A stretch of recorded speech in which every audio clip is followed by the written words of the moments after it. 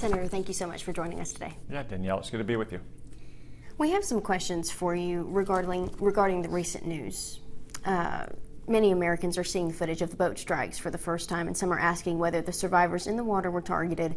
You've said the video showed nothing remarkable. What specifically did you see that the American public might be missing? Well, there's the first video that's been released. It's sanitized to some degree. It shows a boat. We have very high confidence that the boat was loaded with drugs and it was full of drug traffickers, 11 to be specific. There's a strike, there's smoke. This is very common from these strikes, for instance, in the past in the Middle East against trucks or Jeeps or what have you. Once the smoke clears, once the cloud cover clears, the boat is still floating. It's capsized, but it's still floating, so it hasn't been destroyed, and there's 2 survivors on it.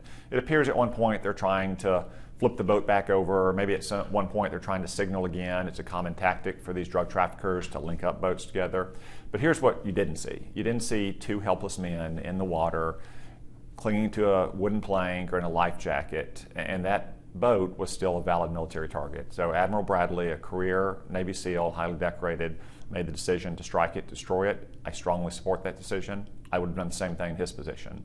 That's in contrast to another strike later this fall in October, where the vessel was destroyed. There were survivors that were helpless in the water. We sent out a U.S. vessel to pick them up and take them back to their home country.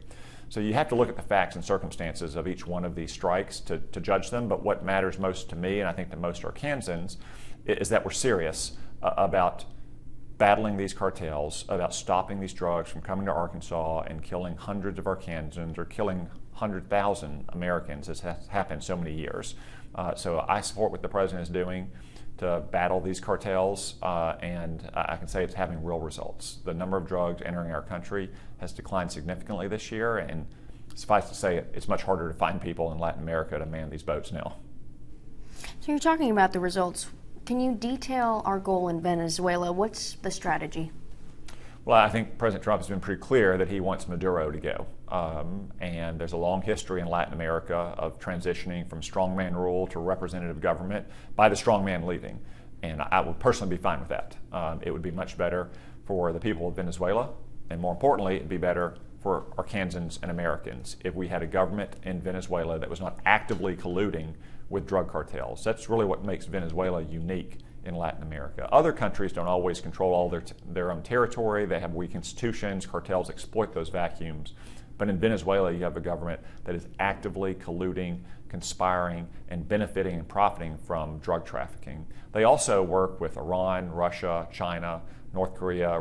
We recently seized a vessel off the coast of Venezuela that was sanctioned and that was taking illegally exported oil from Venezuela, probably back to Iran, to put more pressure on the Maduro regime. But what we want in Venezuela is a government that works with us to protect our communities, to protect our kids from these drug cartels, not one that works with the drug cartels. And the Pentagon insists that the strikes followed the rules of engagement, but the Law of War Manual warns against targeting survivors. Do you believe the U.S. needs clearer standards, or is this simply... No, I believe, again, that Admiral Bradley and our military did exactly the right thing. Again, these survivors were not helplessly floating in the water. That's in contrast to the strike in October, where you did have survivors who were helpless in the water, and we went and we picked them up and took them back to their home country. So the facts and the circumstances of each strike matters.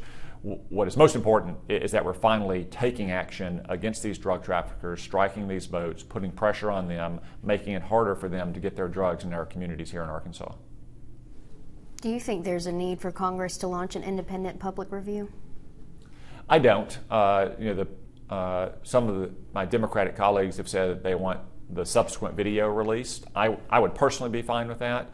I know Secretary Hegseth has said they're reviewing whether it can be released based on any risk to the tactics and techniques that our military uses or the sources and methods we use to collect intelligence on these boats.